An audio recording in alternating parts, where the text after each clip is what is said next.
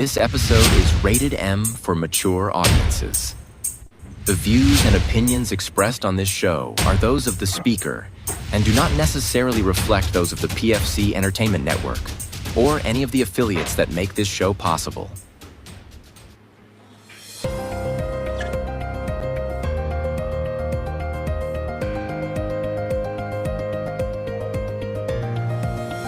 This is the Pure Fury Creations Entertainment Network.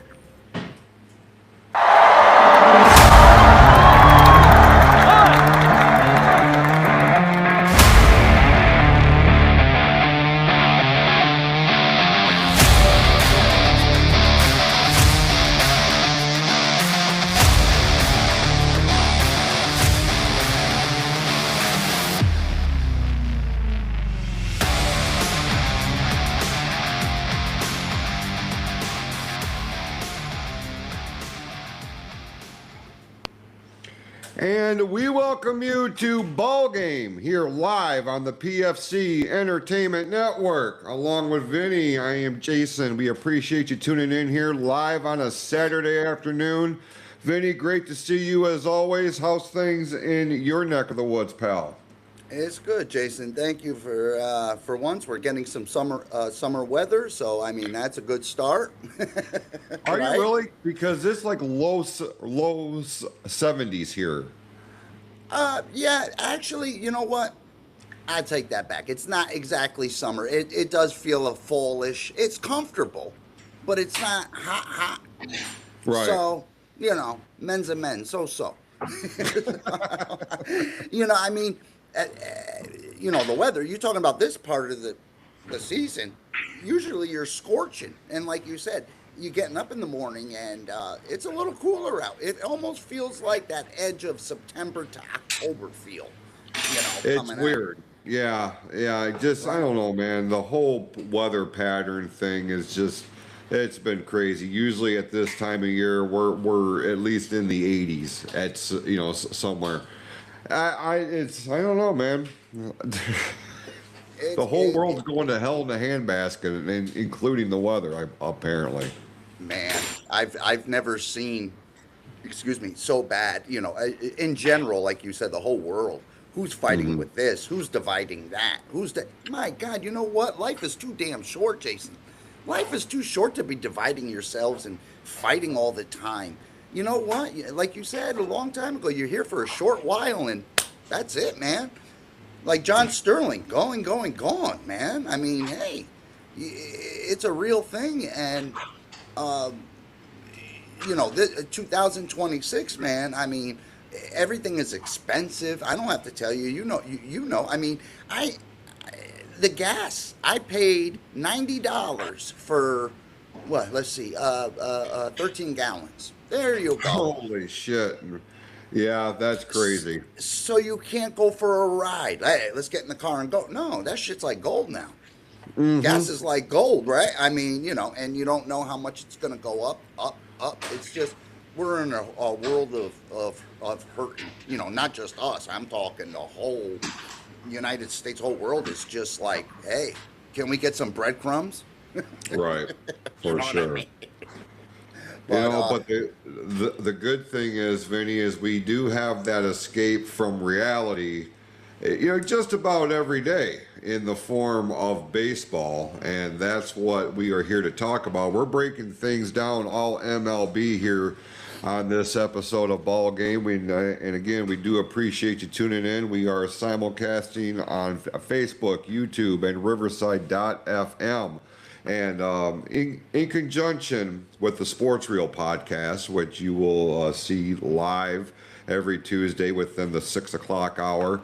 But listen, man, here locally in the Detroit area in the state of Michigan, we were met with news yesterday, and I actually had Tim upload a video that I had made with breaking news.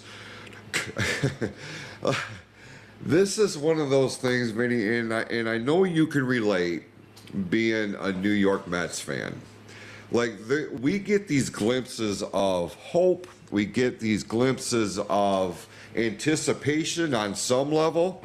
And it winds up becoming such a disappointment or letdown for one reason or the other.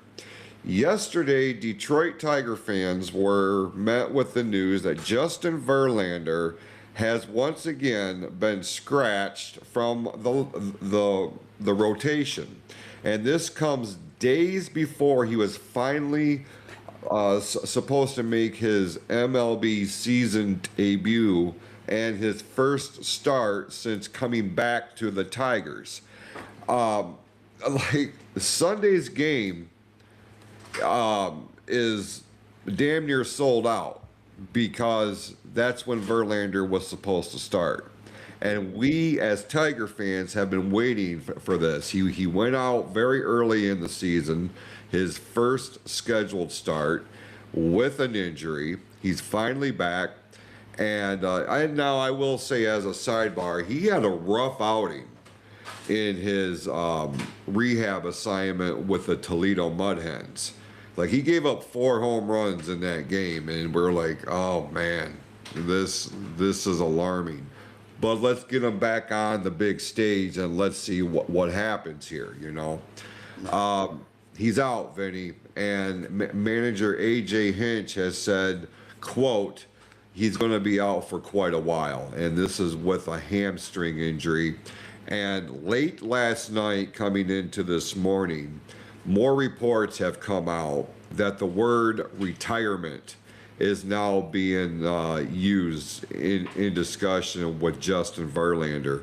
Now, Verlander spent a little bit of time with the Mets, but I also know, you know, you are a hardcore baseball fan, and I'm sure you have at least known of Verlander on some level. But I'm here to tell you, man, during his first run here with the Tigers, he was nothing short of royalty, and his leaving to go to Houston was, I mean, that hurt. That was a dagger to the heart, you know what I'm saying? And then the motherfucker goes out and wins the World Series, albeit the World Series that has an asterisk next to it in 2017, which sucks for him, but it is what it is.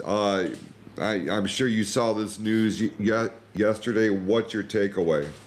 I want to give you a shout out because I did not know until about an hour before I hopped on. I saw my notifications and you came on telling me Verlander was out. I said, holy cow. And honest to God, you know, I've been busy doing whatever. And I'm like, let me check this out. I'm like, oh, it's Jason. Oh, Verlander's out. And I had that same feeling you did. It can't happen to a nicer guy, right? Verlander, right. Stand-up dude, 40-something years old. We know what's expected of him. And you know what? Regardless, he's busted his ass to get back to where he is.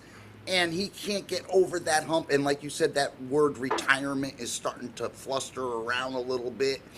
And you can't blame him. I mean, these guys go through tedious training. And coming back from an injury takes 3 times as much work to get somebody back in that shape.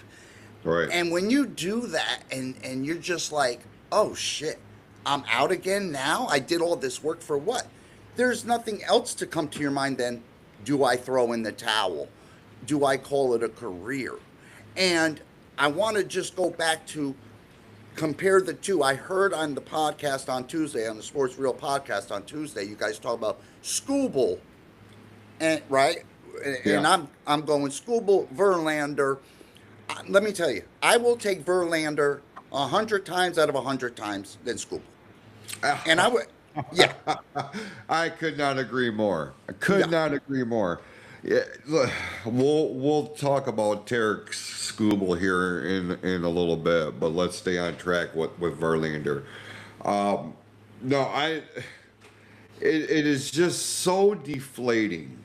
Because, like, us long-term fans, like, Justin Verlander represents an era in Detroit Tigers history. You know what I mean? Like, when you look at our team's history, and I'm sure the the fandom and the history of the Mets follow suit with this. But you look back on that lineage, and you can break it up in eras, in generations. Right now, Justin Verlander became a generational talent, a generational superstar for this franchise. He's going to go down as one of the greatest pitchers in Detroit Tigers history. Cy Young a winner, MVP, like the dude has done it all except, well, I mean, he did in Houston, but again, Right. I mean, just under a cloud of controversy. Some people just do not even acknowledge the 2017 World Series because of all the bullshit that went on with the sign stealings and all this other stuff. Just really put a black eye on the whole thing. You know what I mean? But his return to Detroit was seen by a lot of fans as, this is a guy who's coming back to give back and to finish his career here in Detroit. Now, we got into a conversation. I've actually had this conversation with a few different people, and I don't know if you and I touched on this or not, but, guys who have these eras of success with different teams, when they go into the Hall of Fame, who are they going into the Hall of Fame as? Now, Verlander has been like the face of the Detroit Tigers for a long time, but he won the World Series with Houston. So what do you do? Does he go in as a Tiger because that's where he got his start, that's where he got his name? Or does he go in as an Astro because that's where he achieved his greatest success in the game? You can really make an argument for either or, right? Now, when he spent the time in New York, how was he received there from a fan standpoint? Man, he was welcome, Jason. He was welcomed. He was, like you said, he was respected. When you come to New York, exactly. When That's you come the word. To New York, That's the word right there. Respected. There wasn't name calling, as far as I know. That bum and this and that. He already, has his legacy, as you say. Mm-hmm. And when you come to a team, right? And I'm not talking about the fake fans. A real baseball fan can enjoy and say, holy cow, I'm at a game with a future Hall of Famer pitcher. And especially, like you said, generational, as he did, as he went longer than a lot of these pitchers go today.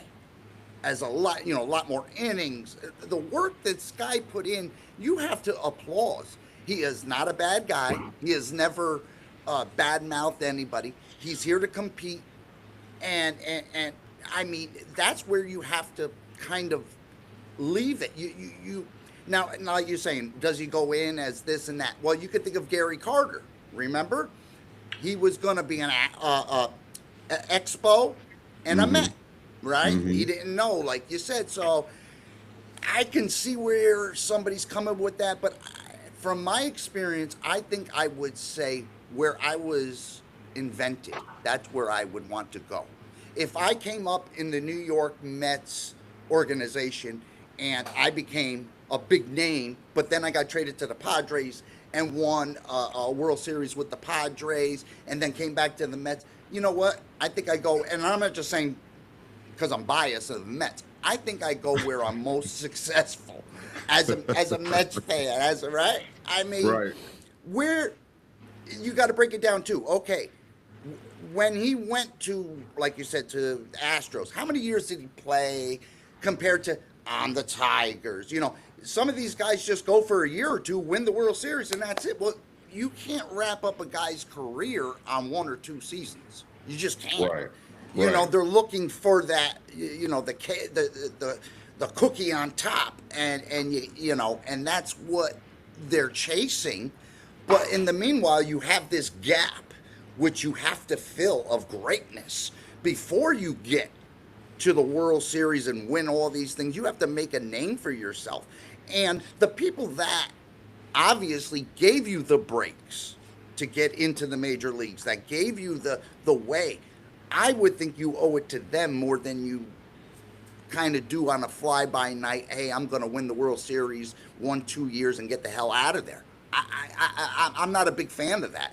I mean, Jason, you could kind of remember back in the day, ball players got traded, but not like this. You know are what I'm absolutely saying? right about that. Yeah, when a trade happened, it was a big damn deal because they didn't happen nearly as often as they now. These guys are, 1-year contracts, 2-year contracts. It's like, holy shit. Number one, where is the loyalty? And look, I guess a lot of it is driven by the fact that they will follow the title. They will follow the success. They will follow the win. Because who doesn't want to land a spot? If you are an MLB player, who doesn't want to land a spot on the roster of the Los Angeles Dodgers? You know what I'm saying? Like, they are the most dominant team in baseball right now, and they have been for a hot minute. The defending champions. It's either them or the evil empire, and it's like. Well, let's take it from there, Jason. Like you said, now, let's say for argument's sake, Verlander calls it a year this year, right? And goes to the Dodgers next year. Then Let's I'm just pissed say. off. Exactly. Number one, okay, the odds of him winning a World Series are way greater, right? They're going to win. Now, are you going to take that little piece, that one little piece, as all these Hall of Famers are on that Dodger team? You're going to say, well, Vin, I kind of asterisk. And I would say, Jason, yeah, because he's already got the whole Hall of Fame around him, and all he's got to do is pitch 5 innings instead of going, like you said, back to the Tigers where they really need him, and they need him to perform every 5 days. Right. More or less to a winning team, a no-brainer team. That's what I'm trying to point out here. Anybody can go to a no-brainer team and go, okay, I won a World Series, but you know what? How good are you? Let's go from the Dodgers, say, to the Pirates. Let me know how they are then. That's how you truly rate a player. You take him from the World Series, take him to the bottom, and see what he does. See how his demeanor is, how he comes off. Because I guarantee you, having a lick of the championship of the World Series and then hitting rock bottom, nobody likes. That's when you see these athletes' personalities come out, right? They're frustrated. Right. They're like, I don't belong here. Like you said, I'm better than you. I won the World Series a year ago, and now I got to wait 5 more years. That's what happens with all these trades. They can't wait with the organizations. They jump. They're chasing the championship. Well, I understand that, but can you build a nice team around you where you guys gel and say, look, we did it the right way, from the bottom up, from our farm up, and we won it. I think when you win it in that fashion, it's more memorable, it's more rewarding than sticking a guy out there that has 9 Hall of Famers all around him. It's big. Yeah, you're absolutely right. And I'm sitting here and I'm thinking, and I try not to look at things like this, like our generation was better than the here and now, especially when it comes to sports. But as a sidebar, how many conversations have you been a part of when you've been on the Sports Reel podcast where we have compared the NBA of the 80s and the early 90s to what we're seeing here today, the flopping and all this other bullshit going on?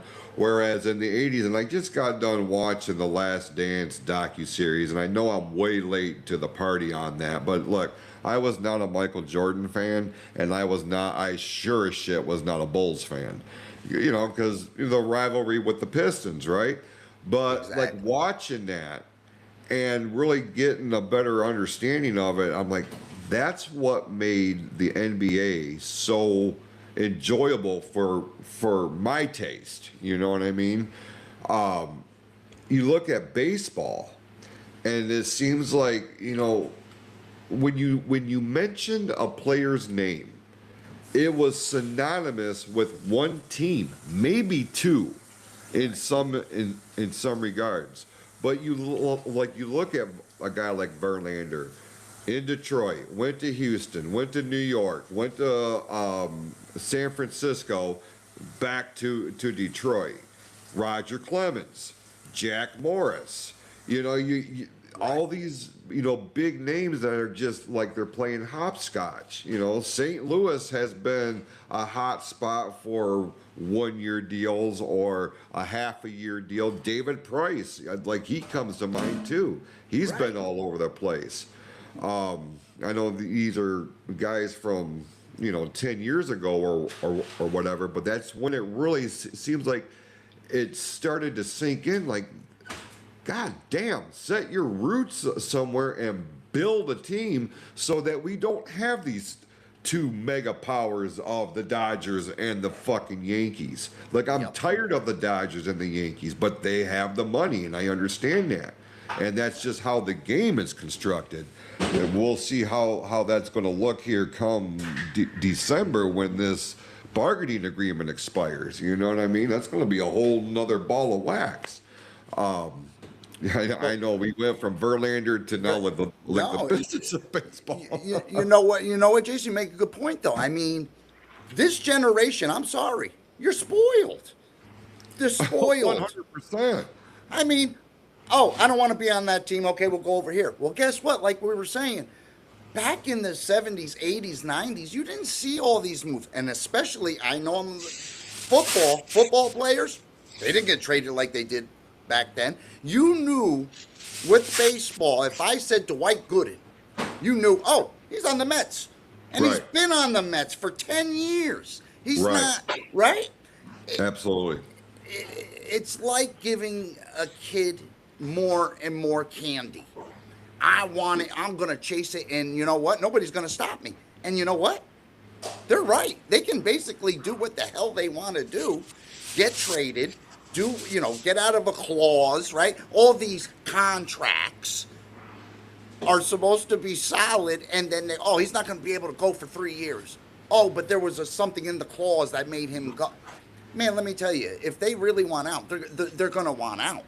And yes, our generation, I could appreciate our generation because we've seen a lot of complete games. We have seen, we don't have the DH in both leagues back then, right? Right. And right, the pitchers, they batted. And that's how it used to be. And touching back, we didn't have interleague play. So touching back to 2 weeks ago when we were saying to meet somebody in the World Series was a huge leap because you didn't see them during the year because they're in a whole different league, the AL. So when you clash, it was like, wow. Now it's like, oh, okay. So, the Mets are playing the Yankees now. Huh? For a Subway Series. Now, it's all about the almighty buck. And I like how it was back then, how the competitiveness. It was much, much harder to get in the playoffs. And nobody can argue that. Right. Back then, compared to all these wild cards and everything. No. These wild card teams that make it and went to the World Series wouldn't even made the playoffs when we were growing. Wouldn't have made it. You're out. Next up. I mean, that's just the reality. We're making the platform bigger and bigger for these guys. So, okay, now we have 8 teams. That's a wild card. Let's sprinkle in 9. Why don't we do 10? I mean, Jesus, pretty soon, half the teams will be qualified to play in the, in the playoffs. I mean, come on, you got to draw the line somewhere. where the competitiveness, you know, I just don't see. All right, the Tigers win 110 games. The Mets win 79. They're the wild card. Just for argument's sake, they're in the same whatever. They beat them. The Mets beat them. You're going to say, Vinny, they shouldn't have even freaking been there as a wild card team, and we had to play so and so and so to get to them. And I don't think that's right either. You know, the competitiveness, okay, the number 1 seed and the number 8 seed, you know, could beat them any time. But I don't think we should be there yet. I don't think that team has the opportunity to take on the monster, because the monster already achieved all this, and they should have their first round buys and this and that, and come in to another series fresh.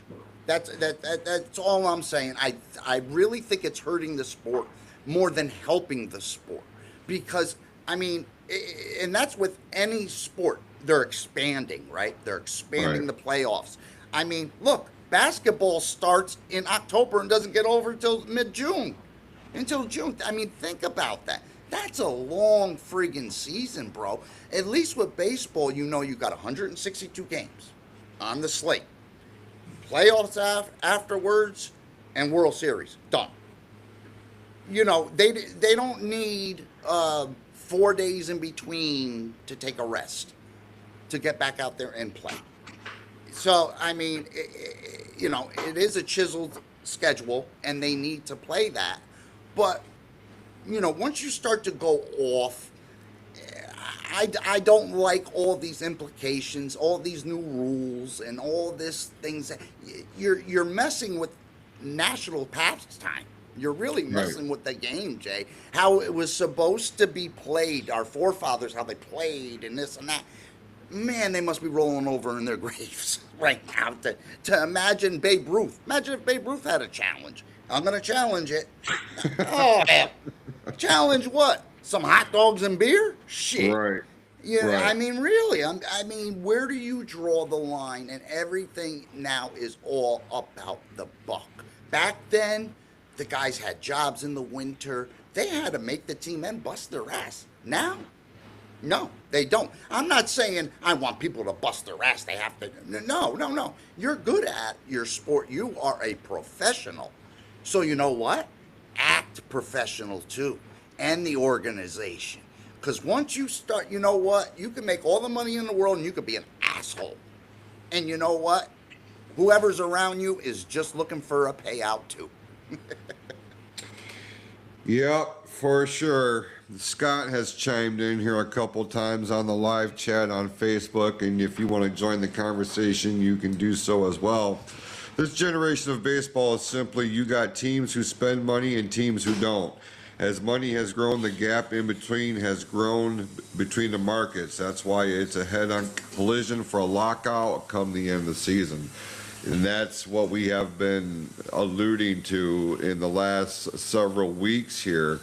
You know, even though we're not even at the halfway point of the season now, there is a very dark cloud that is on the horizon, and that is a lockout is looming.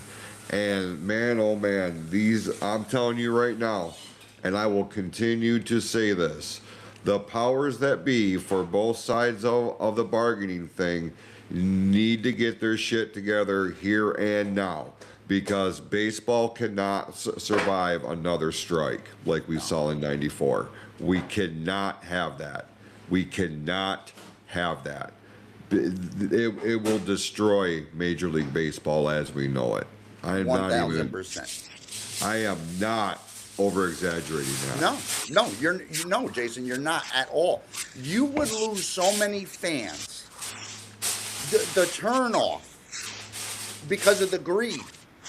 Like Scott said, they're clashing. Do you actually think that the players' union is going to really agree to a cap? Hell no. They're going to fight that to the end. They're going to be like, really? We have to do that? And, Jason, are you still there? Yes. Oh, I'm sorry. Okay. I'm sorry. Um, yeah, and that's where the clash comes in. And, Right. and you're absolutely right. If we go through another lockout, you're done. Baseball's done. They're done, and it's going to take a very, very, very long time for it to come back. And I'm not talking 5 years. I'm talking 10, 15 years to get back on the right track again. Yeah. Because you'll lose me as a fan.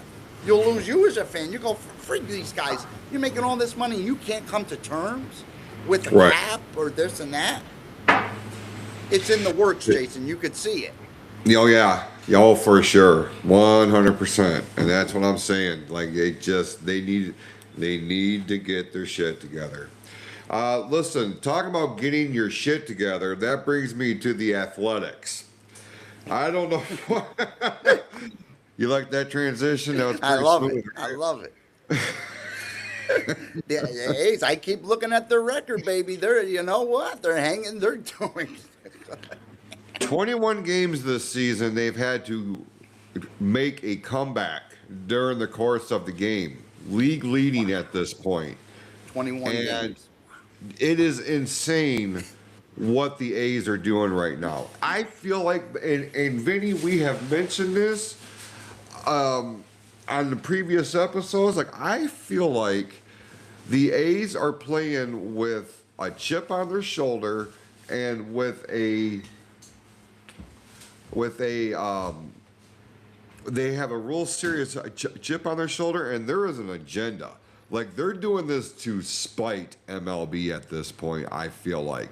And that's why I'm like, man, I have never really been an Oakland Athletics fan, but what the A's organization is doing right now, what the team is doing, I don't know. Like, there is something low-key rebel about it.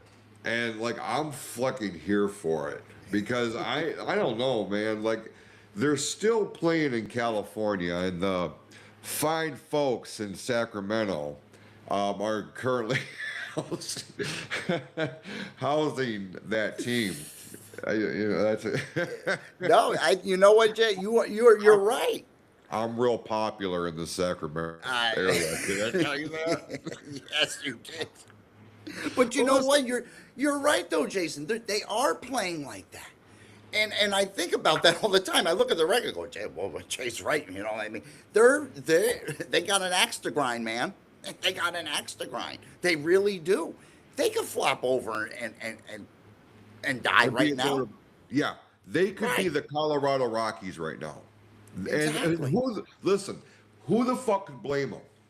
It would be too easy for them to be like, since we're kind of sitting here in limbo, like why are we going to put our best effort in if this is what we're getting? Man, I feel like, and I realize it's business, and I realize, there's a number of factors that went into the decision to fuck around with the Athletics that the way that they have.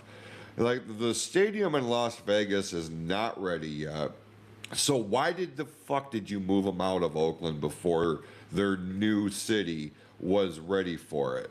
Meanwhile, you're going to plop them in some little stadium in Sacramento and just keep them at bay. Now, I didn't realize that the Sacramento area was, primarily Giants fans. Fuck, I didn't know that. I'm thinking, look, you have the Athletics in your backyard. You should probably go down and check them out and support them while they're still somewhere in the state of California. Now, I don't know, man. Like, the whole thing with the Athletics has really bothered me. And, like, I've always appreciated them. I haven't always rooted for them, especially when it got into playoff time and they were, playing the Tigers a lot of the times. But I've always appreciated them. They stand out, man. Like, they have always stood out to me. And I'm like, that's a team, like, I just really appreciate them. And now here they are in the state that they're in, and they're a half a game behind Seattle in the AL West. Bro, nobody would have expected this coming No. into this season. No, you're absolutely right. And you have to think, Jay, on that team, right? They're going to Las Vegas. How many players really want to go to Las Vegas, right? So I think there's a little pushback with the owner. You know, you're not going to change the owner's mind, obviously, but how many staff and everything, like you're saying, are thinking right now, man, why didn't they just build us a new damn stadium in Oakland? Because they've always been there, Jason. You always said it's coming off on you. You know why? They've always been Oakland A's, fighters. Now they're in the middle. We're almost gone, but not gone, you're telling them. Right. And they're still fighting. So they are showing you how tough they are. And I think they're getting some pushback because a lot of people don't like change, and especially in the sport of baseball. And when you start to move franchises to a whole different, another, state, you're messing with the people's, fan base, and they're going to tune. They're going to tune you out. Montreal, right? There was talks of they wanted in Montreal to bring back the Expos because a lot of the Canadians they loved their Expos back then, and you took it away, and now they're Washington. So it is a big it's a big move. You think about it, to just move a franchise, not a player, but a whole damn franchise. So Right. yeah, no, I feel you, bro. I feel you. And where this came out of, wow. And I hope they do. I hope they go to the damn playoffs. They stick it right up their wazoo over there because it's telling you something. It really is. I mean, you can't make it up, Jay. No. No. Let's look at the standings real quick this week. Coming into gameplay here today, Saturday, June the 20th. Pardon me. The New York Yankees obviously are still on top of the AL East. Unfortunately, right behind them is Tampa Bay, followed by Toronto, Baltimore, and Boston. Man, what the fuck happened to Boston? Like, the wheels have fallen off. Scott, good friend of the show here, Red Sox fan. It blows my mind that this is where the Red Sox have found themselves in the AL. Well, they fired their manager. Yeah. And that's not the answer. They're still in the basement. 30-43 right now, 15 and a half games back of the Yankees. So now, let me ask you this real quick as a sidebar. I know, listen, folks, this is what the show is. I mean, yeah, we're going to look at the here and now, but we're going to go beyond the here and now in baseball because that's part of our fandom here. With as good as the Yankees are right now, and as shitty as Boston is, does the Yankees-Red Sox feud have that same intensity as it would be if they were jockeying for the number one spot in the East? It's always better when both of them are winning, but when they always clash, yes, it's a big thing. It's always on prime time. Yankees, Red Sox. I mean, you think of the biggest rival, right? So yeah, I would say even when they suck, there is that rivalry that is kick ass still, bro. That's kick ass. But when they are legit, oh my gosh. I mean, like Scott said, with Scott listening, he could vouch. When they are both winning, say above 500, and they play each other, it is electric. It is something that you've never really seen before. And if you're in the stands, holy cow. I mean, it is something else. I mean, that's a big rivalry. Big. It doesn't matter really how low they are, but it always makes it a little bit better if they're always above 500 and clashing. My gosh, I'm telling you, think about the classics those two teams have played together. I mean, it's wonderful. When the Red Sox, what was it, 04, baby, when they came back from 3 games to 1. 3-1. Oh man, Brother. I watched every game of that series. I watched every game of that playoff run. And holy shit. I could not believe what I was watching. But man, you look at those rosters on both teams on that year. I mean, just knockdown, drag out. Like these two teams, it had a heavyweight fight feel to it. You know what I mean? And that's really what's kept baseball in the echelon that it is games like that. But you're absolutely right. Like there's always going to be that natural rivalry. But when they're both winning, when they're both, like a victory over one takes you to the ALCS or in some cases the actual World Series, it gets no bigger than that, right? So let me ask you this. For the New York Mets, who is their main rival, quote unquote? Do they have one? At this point, but I would say What the fuck was that? What happened? I just give them I mean, you know what? It's getting so ridiculous that I would say their number one rival is Atlanta. Okay. Atlanta, yeah. When I was younger, it used to be St. Louis. So it does change a little because that was their arch rival was always St. Louis back then. The Cardinals always had the Mets number. Always, always, always, right? And then the Mets overcame. They won the World Series, okay. And then what came? The 90s, right? And that's the Atlanta Braves. The and Atlanta they took decade. Them. Yeah. Exactly. So I kind of want to lean there. And not to forget, who was the only team to come back 03? The Red Sox. Yeah. How many years did that stand, Jay? No MLB team has ever come back from 03, and the Red Sox was the first one to do it. Crazy, Again. right? I mean, that's a long way. I was a big Boston fan during that time. I don't mind telling you. And listen, like with Johnny Damon, I was a fan of his, and when he came to Detroit for a while, I was like, this is awesome because I remember him in the '04 Boston team and watching. I mean, he was low key, but man, he was a big deal back then. Let me run through these again, run through the standings real quick. In the AL Central, the White Sox are on top, tied with Cleveland, actually, for the top spot. And then the Minnesota Twins, 4.5 games back, followed by both the Royals and Tigers, 8.5 back. AL West, Seattle, as we said, is on top. Athletics a half a game back. Then you have the Rangers, Astros, and of course the Angels, who are 9 games back.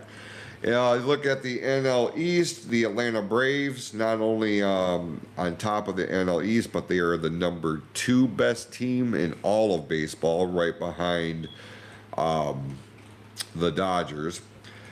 Braves, Phillies, Nationals, Marlins, and the Mets, 13.5 games back in the NL East.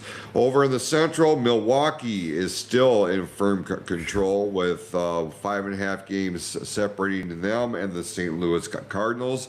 Then the Cubs, Pirates, and the Reds rounding out the NL Central. And then in the West, the Dodgers, of course, 9.5 games ahead of the Arizona Diamondbacks, followed by the Padres, the Giants, and the Rockies, who are a league worst, Vinny, 20 games. I think it's safe to say that we're not going to be seeing the Rockies in the postseason unless a miracle happens. Yeah, unfortunately. No. You're not going to see a lot of the Mets. Listen, I'm a realist. They're done. They're done. I'm sorry, Mets fans. Oh, they're done. Well, you better calm down, Vinny. You better calm down. You're going to get hate mail. I know. We're all. Jay, you know what? Feelings. We're only 15 games behind. We're only 15 games behind. Don't worry about it. We'll go on a 15-game winning streak. Yeah. What if Well, what look if at what if Miguel Atlanta Cruz wins? 15. Right. Yeah. I can see the Atlanta Braves losing 15 games In a row? Yeah. Come on, That- people. You got to get real. It's like there's no bigger Mets fan than me, but my God, you got to be a realist too. You got to be like, okay, I'm going to take it with a grain of salt. I'm going to watch the game, but Jason, you know what?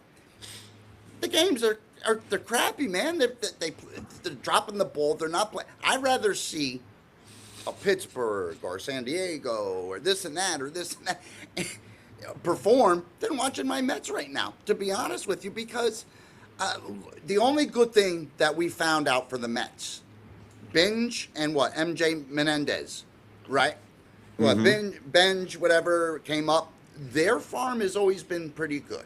Like I've told you, the Mets farm team is pretty good. And that's where I think a lot of these teams they're overlooking their farm. I think the next diamond in the rough is there. They just have to look at it, Jay. I mean, the Mets have, brought up some great talent from the minor leagues. And I think that's overlooked a lot from any of these MLB teams. I mean, why go spend, say, $21 million when you got a kid in the minors at 19 that's on the cusp of coming up? Hold your horses there. Let's see what we can do with this kid. I mean, instead of jumping the gun all the time and saying, we're going to buy this one, we're going to buy that one. Let your farm work. Why have a farm team, Jay, if you're just going to trade everybody and buy people? Then why are we messing around with farm teams? Right. I mean, to me, it's ridiculous because you know what? They're there for a reason. They're in AAA for a reason. AAA, you're on the cusp of major leagues, man. So, let's look at these players and let's see what they really have. Oh, yeah, we got a comment here. Yeah, Scott, like we said, is a big Boston fan, so obviously he's in the know. Those were the days when John Henry was an ambitious owner who cared about winning. Now he just treats the Red Sox like a tax write-off. Depressing. Hey, look, I've said that about how the Illiges have treated up until recently, how they treated the Tigers, how they had been treating the Red Wings. It's like if you don't give a fuck about this team, sell it. Jay, sell it to somebody who's going to do something with it. My Browns.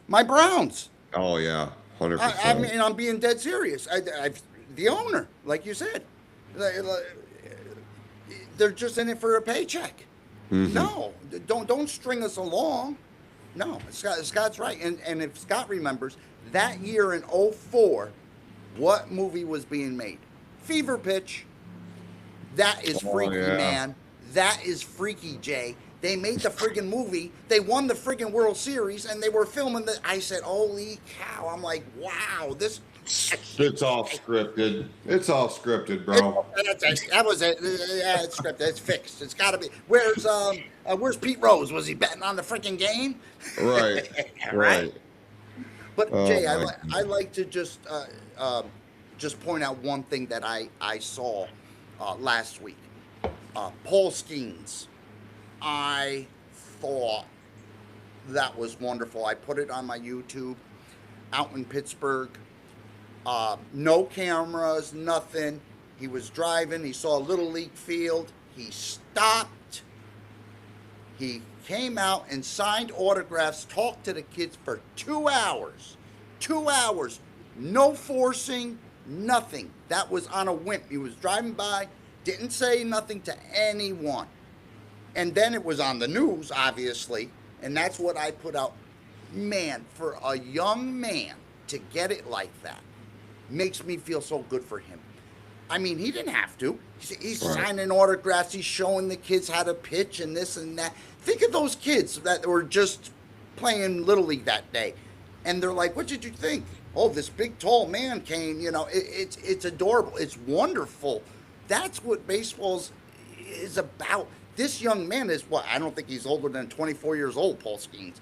And he's got it already. He's like, damn, man. When I heard that story, I heard it on the radio, Jay, and I had to pull it up, and I'm like, oh, wow. I'm like, you know what? He really did an awesome job. Not prompted, didn't tell the cameraman to come, nothing. Did it all low key and made those kids lives, not made their lives. 100%. They're never going to forget that. And that's what gives me some degree of hope for the future of sports, is guys like that. You know, every sport has those unsung heroes that go above and beyond and do shit like that. And there's no camera, there's no social media, there's no, likes, share, like, just. Right. We have become so consumed with being accepted on a fake ass fucking platform like social media that we forget what's important in real life. You feel me?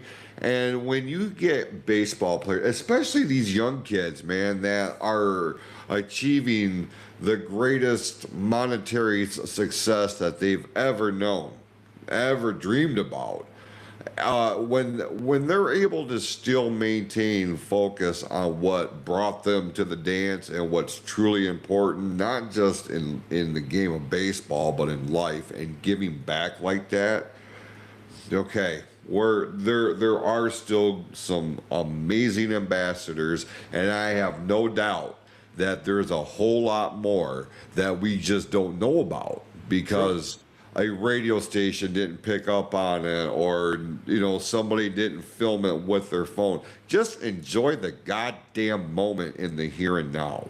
Right. Yeah, I mean, quit looking at life through your fucking cell phone and actually look around you and engage with your community, engage with the people in it. You'd be surprised that is a rush that you'll never get with an electronic. You know what I mean? That's human interaction. And I love that story. So thank Genuine, you. genuine, like you said. Yeah, there is more out there, Jay, but we don't know. Like you said, a lot of people, they want the cameras, they need the lens. We got to get here and there.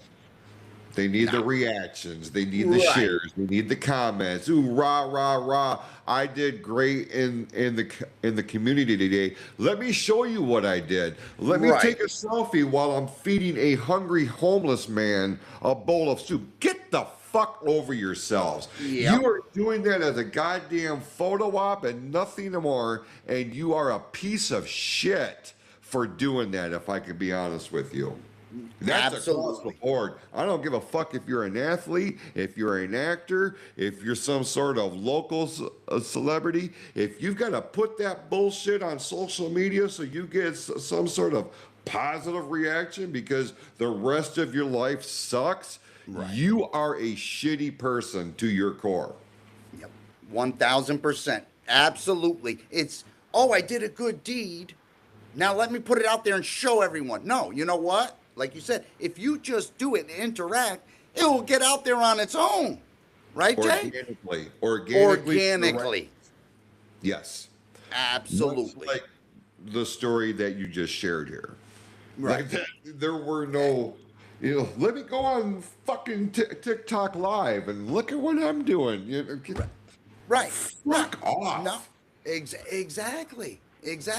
No, man. It's if you have to do that, you're not doing it for them. You're making yourself feel better, trying to make yourself feel better and putting it out there. No. Like you said. And that's with anything. Absolutely, I agree with you. Anything. You don't have to be an athlete.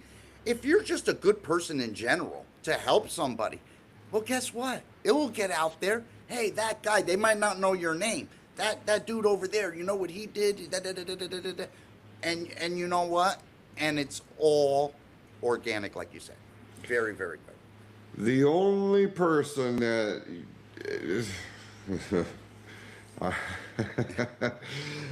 I don't know, man.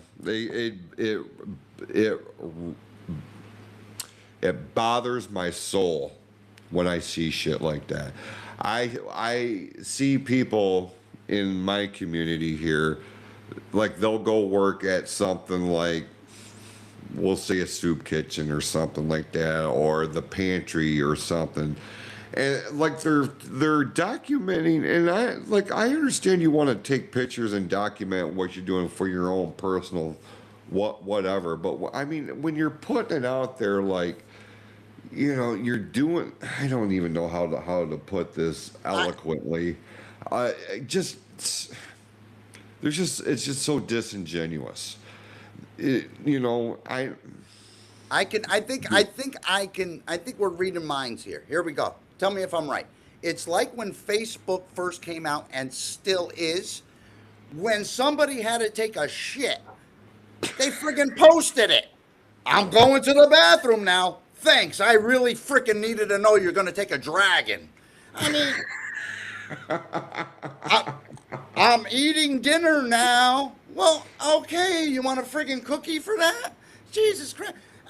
You know what I'm talking about. Every second of their lives, they're where I am. Here I am. Oh, I'm doing this now. It was so ridiculous. And you know what? A lot of people still do it. I'm not on Facebook as much anymore, but it was so tedious. Like you're saying, every aspect of your day was put out there. What you ate, right? I kid you not. Go to the bathroom. What TV? You had to take a picture of the television. Oh, look, I'm watching Johnny Carson or whatever. Okay, all right. What reaction do you want out of me? You know what I mean? After a while, it's like, dude, only post shit that doesn't happen every day. That's all. Or you know what I mean? I think that's where you were kind of going, like, we don't need to know every aspect of what you're doing and need the attention for it.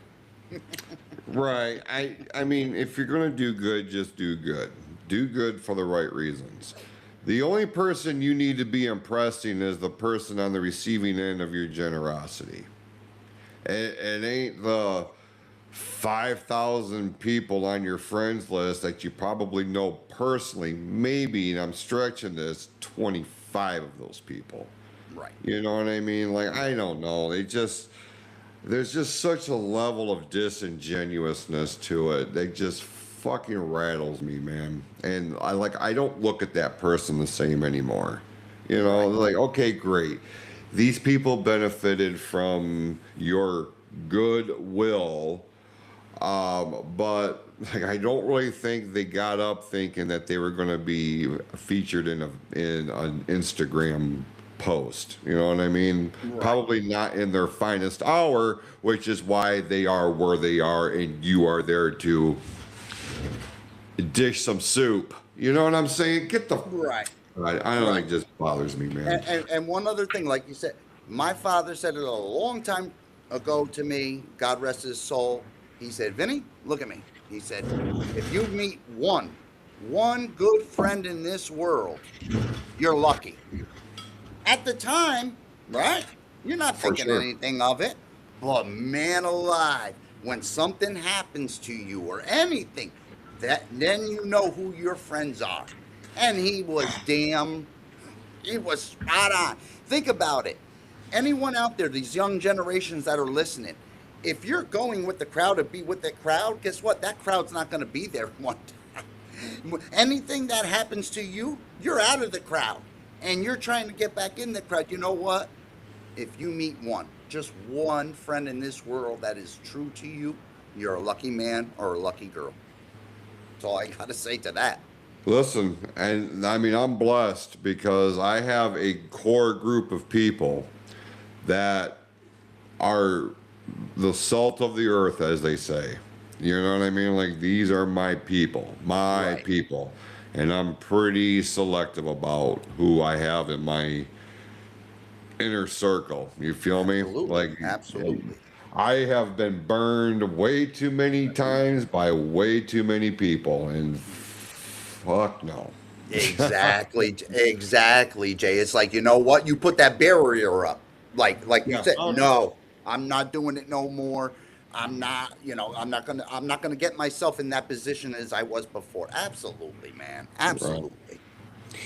Listen, we're coming up on the top of the hour here, and I want to give you an opportunity Anybody who follows Vinny on his platforms may have come across a video, a commentary, if you will, about these new practices that seem to be going on with YouTube, and the fact that a lot of Vinny's content is being pulled for things such as copyright and things of this nature. What I find striking about this is that Vinny's not doing anything different that I can tell than just about every other, maybe every third video that comes across my screen, either on TikTok, Facebook, YouTube, something like that. You know, these are sports highlights, these are baseball highlights, you know, nothing major, nothing that is earth shattering, and it's certainly nothing a lot of other people aren't doing the same thing. But for whatever reason, Vinny is one of probably many people whose content is being flagged and pulled for one reason or the other. And upon having a discussion off air before we hit the record here this afternoon, something came up in that conversation that Vinny had said, and like everything clicked for me. And the bottom line is corporate America continues to find ways to completely fuck the normal man, the regular man, the guy that's trying to get ahead in life, the guy that is trying to do nothing different than the CEOs and executives who find themselves appointed to different positions in these multi-billion-dollar entities. You know, the content creators are just looking for a little bit of that scratch, a little bit of that pie, not the whole pie, just a little sliver of it. And when they start to knock on that door, corporate entities are now going above and beyond to fuck these people out of their fair share of the pie based on the quote unquote ingredients that were set forth by the entity itself. Vinny, I'm going to give you an opportunity. I'm going to give you the floor here for the next little bit. And for those who have not seen your videos on your social media platforms, and those who are PFC Network fans, Sports Reel podcast fans, ball game fans, kind of lay out, kind of summarize what kind of, and I don't know any other way of saying this, bullshit you've had to endure with all of this. Yeah, no. Here's to you. Oh, yeah. Oh, boy. I only got water here. I need something stronger. But anyway, yes. Yeah, so what YouTube is doing from when I started this whole thing in, I want to say it was after Thanksgiving I started. And shortly after that, that's when I met Jason and them on TikTok. That was very shortly after. That was actually Christmas Eve. But anyway, I've been doing content, you know, recording myself before when I first was coming up and doing that. Then I always said I always wanted to do replays. You know, just shorts and stuff people can enjoy, that you don't have to just explain to the people, and you know it explains itself. The title explains itself. So what happened was, what about 4 months ago, I knew how to do it. I said, oh, great. So you take an MLB clip or whatever, it could be 20 minutes long, and I'm making shorts, 3 minutes tops, and they went through fine. They went through fine at first, no problem. So about 2.5, 3 weeks ago, I look, and their policy got tighter and tighter, and I'm like, well, what the hell's going on? Videos that were up almost 3 months, were taken down. No strikes, just copyright. Your channel is not affected. Well, fuck, it is. It is affected. You just fucking took my fucking video down. oh, your content, or if they see something in the background. Listen, this is the fucking United States of America, man. Baseball is American pie. Sports is American pie. All we're trying to do is give a little entertainment to ourselves, to whoever's watching, that worked all night, that couldn't watch the game, that wants to see the replay for 3 freaking minutes. That's all. No, we can't do that because MLB wants the whole pie. They're coming off as, you can't do this. Well, you know what? Put some music over it. I did. You fucking took it down again.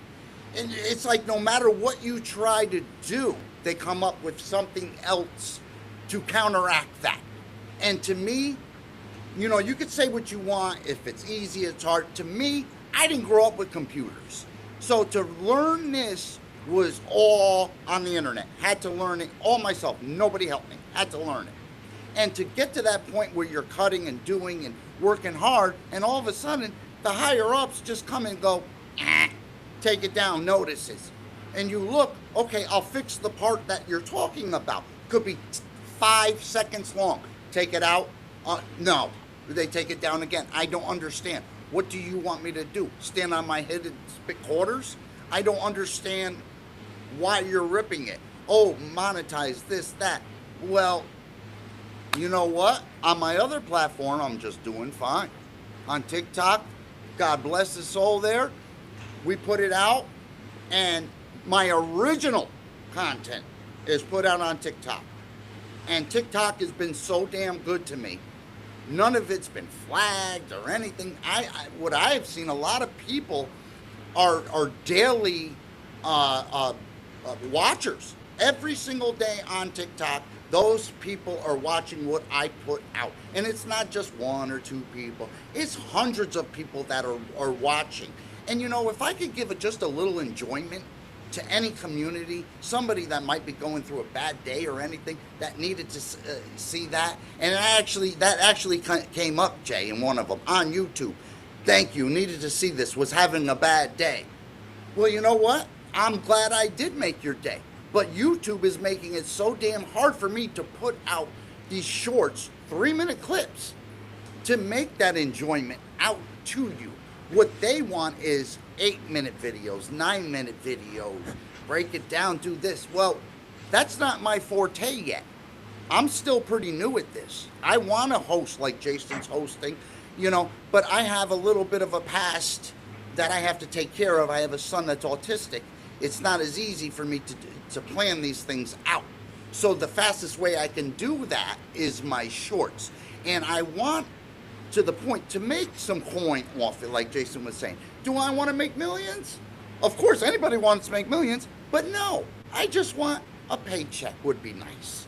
A paycheck. And when they see you going to break that threshold of getting paid, they make it harder and harder and then harder for you to make a little coin. While MLB has all them trillions of dollars. It's like, oh, my 30 seconds is taken away from your third yacht. I mean, come on, people. You know what? Rally behind it, because eventually with all these platforms, it's going to be a squash. You are going to be very limited on what you can put out and what you can watch. And if we don't put a stop to it right away, these big entities are going to win every single time. Yeah. No, go ahead. I'm sorry. And basically, that goes for, MLB, NFL, NHL. They only give you a minute. Like, I know the NBA, you can only run a minute. What the hell? How can you get your story out in a minute? Let's do the highlights. Wouldn't anyone would love to see a highlight of their favorite sport. And that's what I come in. Just another sports fan is not one sport. It's sports, just another sports fan. It could be boxing. It could be wrestling. It could be anything. And that's what's wonderful about my channel is just doesn't focus on one thing. It's everything and wrap it up in a bow. But I need your guys' help out there. If you guys are behind me, put them in those comments on that one I did on YouTube. And because you know what? This I do genuinely enjoy doing. I really, really do like doing content. I love doing ball game with Jason. I've always wanted to do that. So that's come true for me. I just need to keep going with this. And like I said, just to make a little coin. Things are really rough right now in America. And not just for me. I know for a lot of people. And just by a little coin could go a long, long way, fellas. A long way.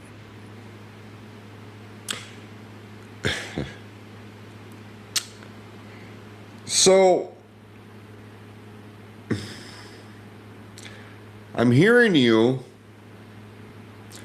I watched your video because you sent it to me, personally, which when you do shit like that, that's when I know something's serious. Like, I knew it was serious to begin with, but when you send me something like that that requires my direct attention, like, first of all, sidebar, that's the way to get my attention.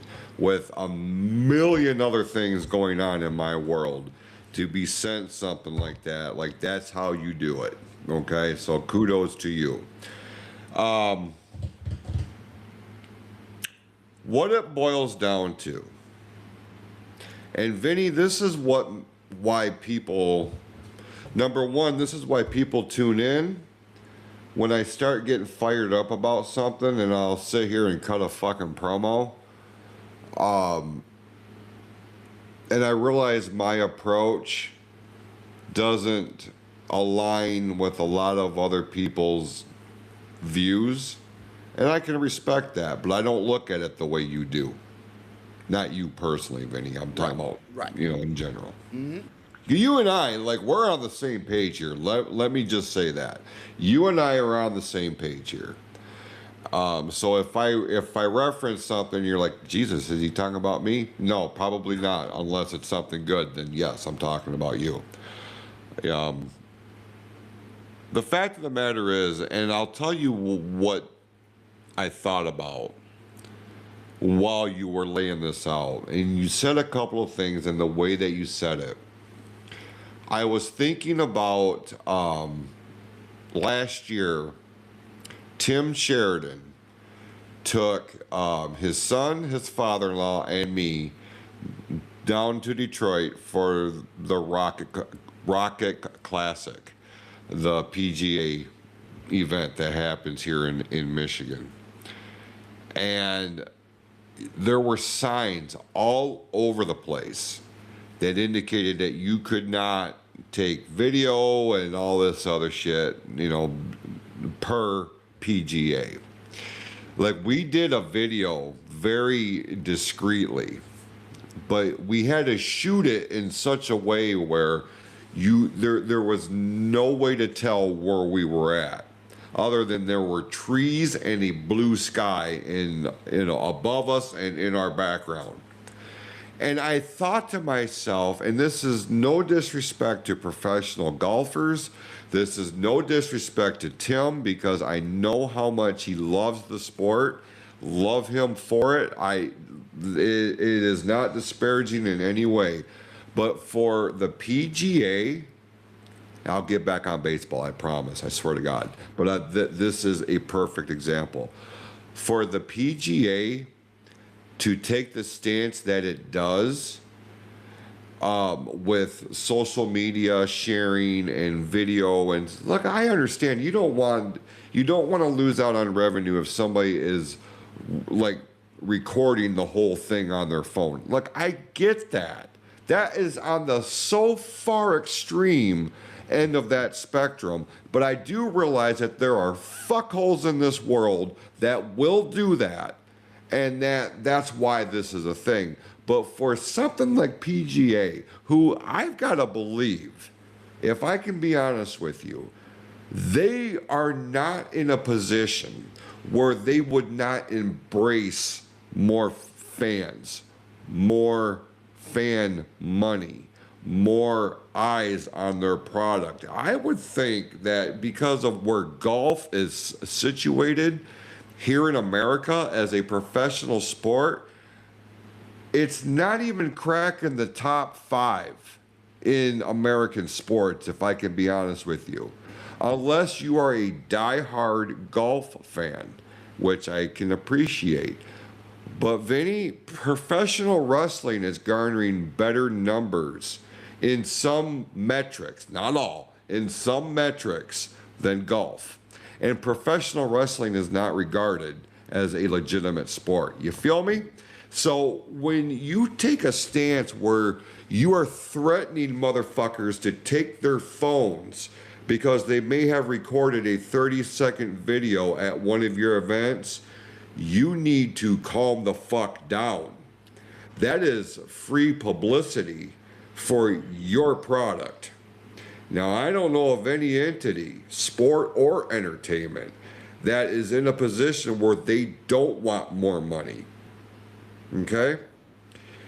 MLB, NFL,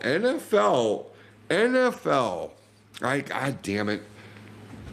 I know this is a baseball show, and I guess we really should say this for the Sports Reel podcast, but the NFL is a prime example of the right way to go about expanding your business and the wrong way of doing it. Because the NFL has become so big, like they've kind of write their own script at this point, right?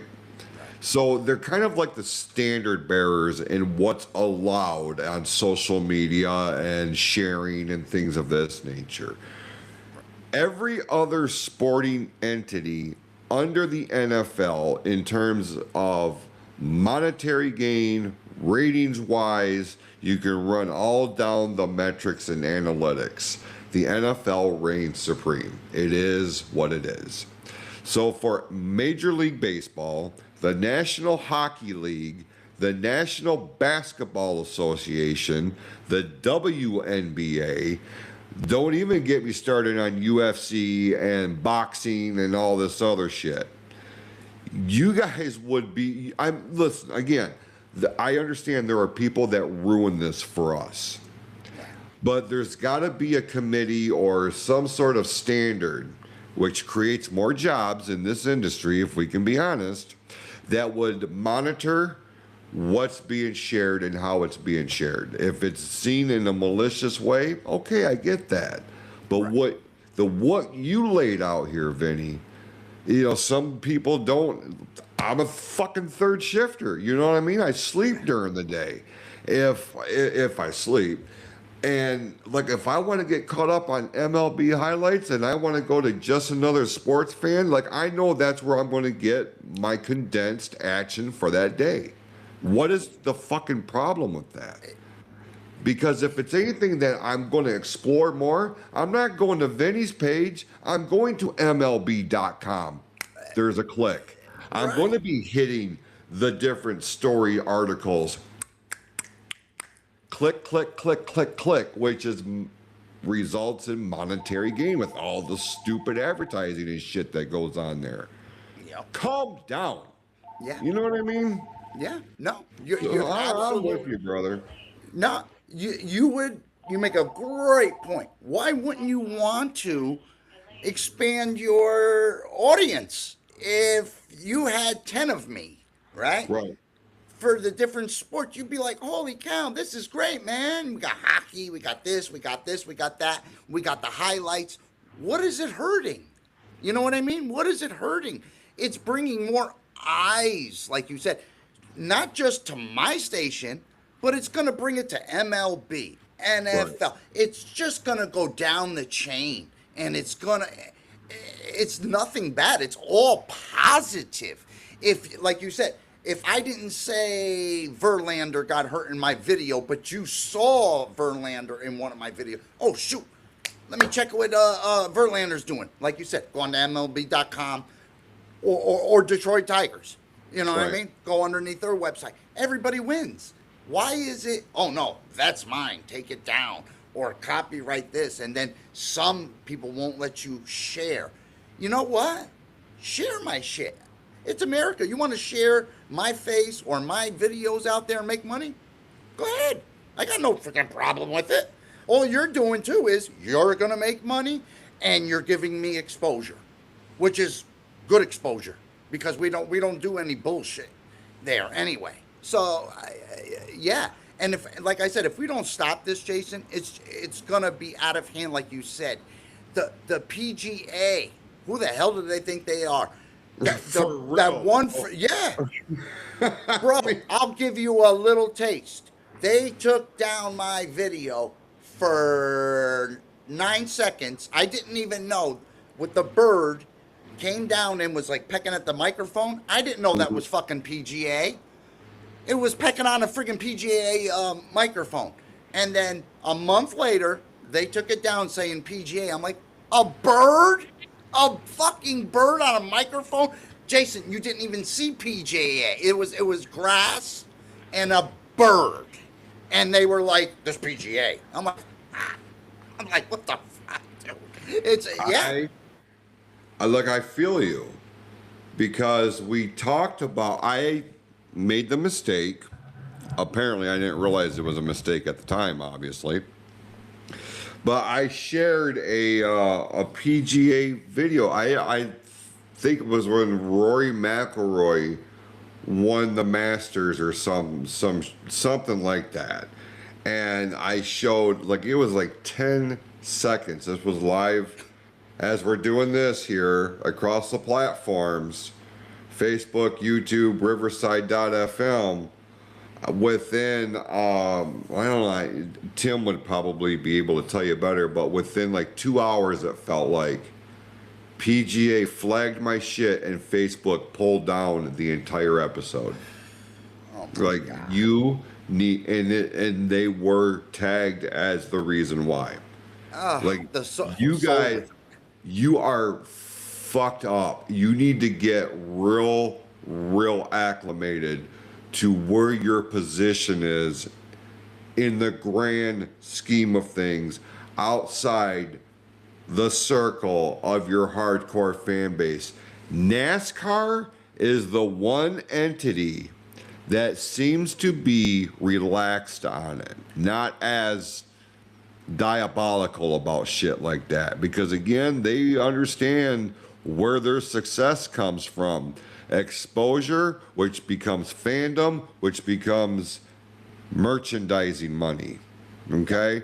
Or they're going to go to the Michigan International Speedway, or they're going to go to Poconos or wherever to watch. Darlington and all that. Yeah, wherever the fuck they're at.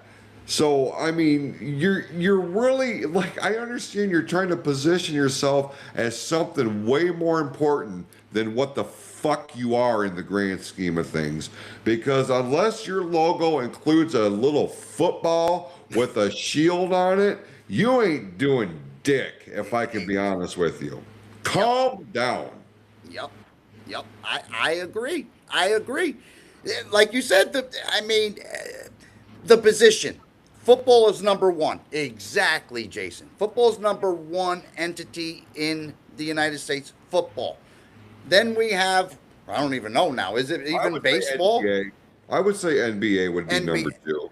Yeah, NBA, MLB, golf, NHL. You know, as you get down that ladder, like you said, why not expose so you can climb up the ladder a little bit more? Because, like we were talking about before, if this strike hits, right, we're all screwed. Yeah. Right? As fans, as commentators, all that. I mean, anything. You're screwed because all because of the almighty buck. I mean, I get it, but really, like you said, is it really gonna hurt you to give some crumbs to the damn peasants? You know, lack of a better term, right? Instead of giving the cream of the crop. I need to stand correct. I've been corrected. Tim is watching us live here on the PFC Entertainment Network, and you can see Tim and Eric Mendal on Tuesday within the 6 o'clock hour for the Sports Reel podcast. He wrote, it was as soon as we stopped the live, they pulled it. So it was immediate. It was immediate. Fuck off. Wow. Oh my Lord. I mean, not even giving it nothing. Just strike it down. Oh my God. Ridiculous, man. Absolutely ridiculous. I just wanted to bring. No, for sure. I just wanted to bring one more point. Yeah. Let me see here. Okay.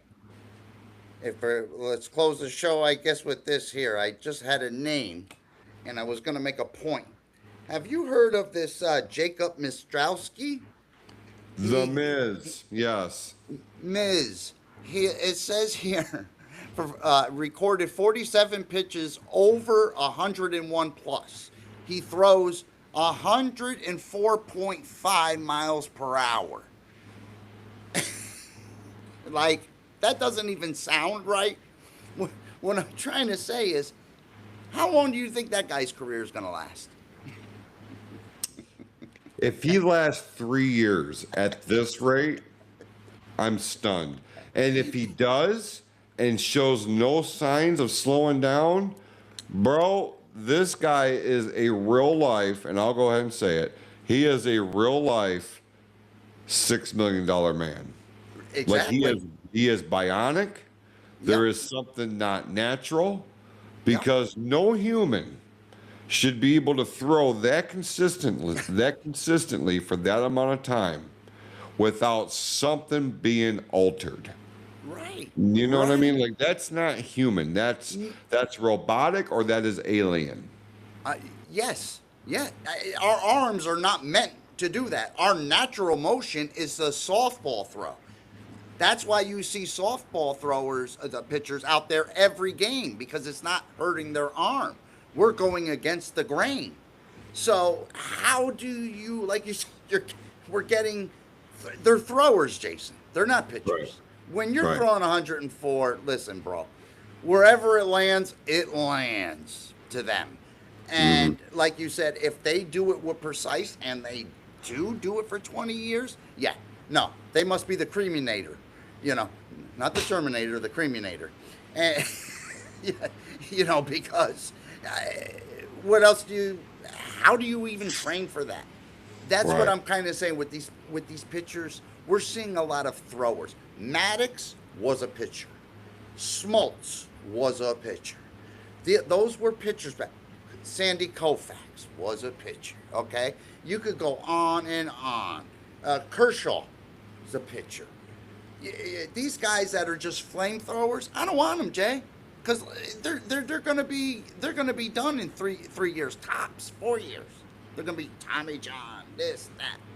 You're not gonna find a Jason Verlander anymore like that.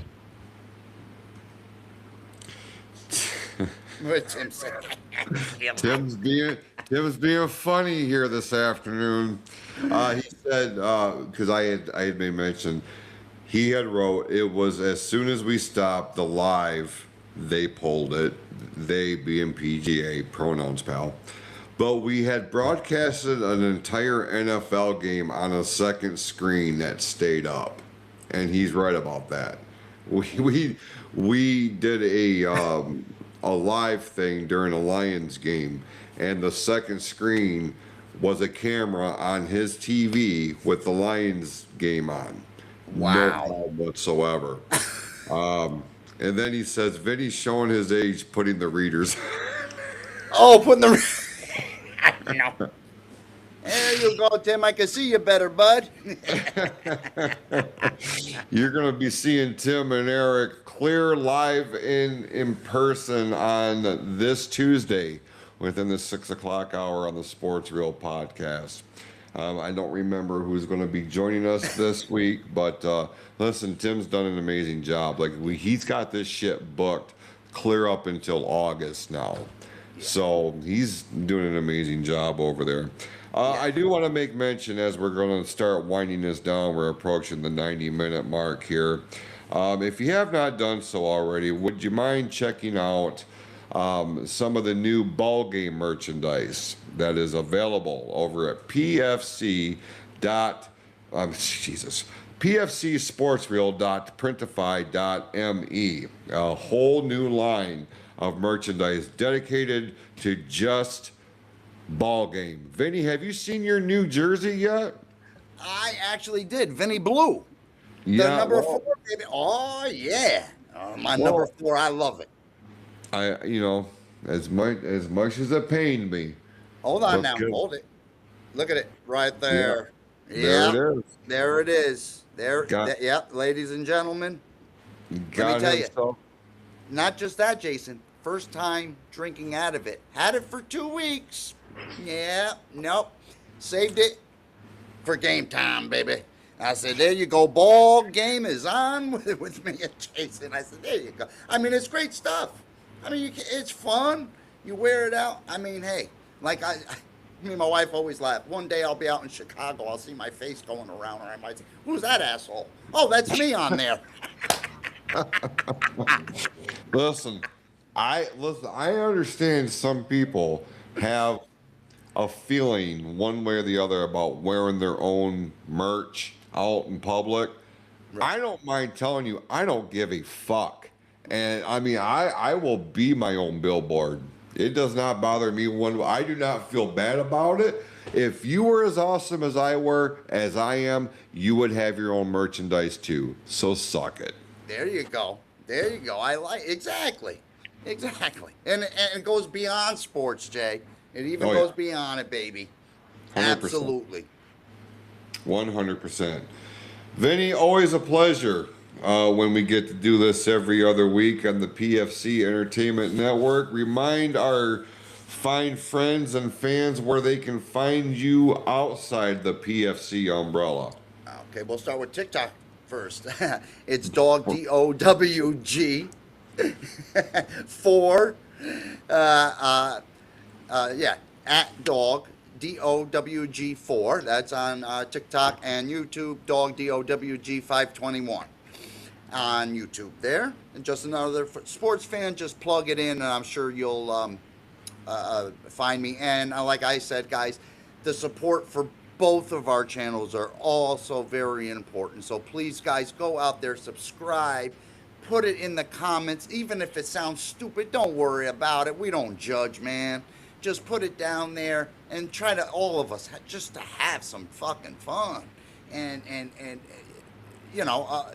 support each other. Support Jason's podcast, mine. You know what? It all comes together as a bow, baby. As a bow. Wrap it up. Absolutely. Couldn't have said it better. And you can find us over on Facebook and YouTube. Just look for PFC Entertainment Network at PFC Network on TikTok as well.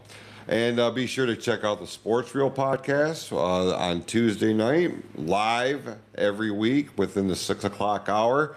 And then this concludes phase 1 of today's big doubleheader, at least for me personally. That's right. What do you have next, Jay? So at 5 p.m., I will be joining my colleagues over at the Fatal 4-Way, and we're actually going to be on the PFC Entertainment Network. Now, ordinarily, we would have been on ONTV last night, but because of scheduling conflicts, it was not able to be a thing. And so, to our luxury, we have the backup plan, which is here on the PFC Network. So we're going to be breaking down all things professional wrestling at 5 p.m. here tonight as a part of the Fatal 4-Way with Brian Balf, Hollywood Q, and Eric Scherer. So looking forward to that. We're going to be previewing the Night of Champions Premium Live event, which includes the King of the Ring and Queen of the Ring tournaments.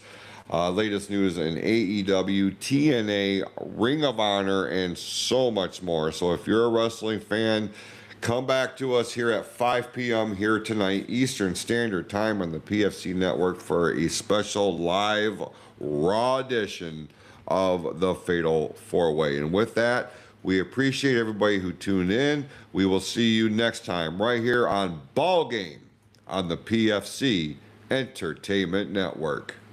Hurt 3.